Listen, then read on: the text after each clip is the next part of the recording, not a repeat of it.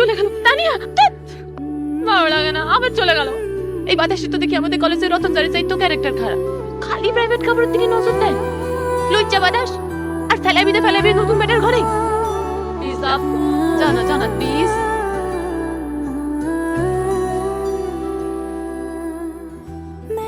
আমার আপুর জামা পড়ছে।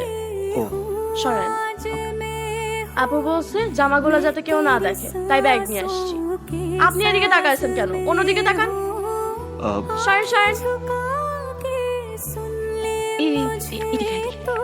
শোন না, কোথায় সেই লোকটার ঘরে কি কি আছে? খাটা ডাইনিং টেবিল ছাড়া তো আর কিছু দেখলাম না আপু। কোথায় সেই মানুষটা বিয়ে করছে?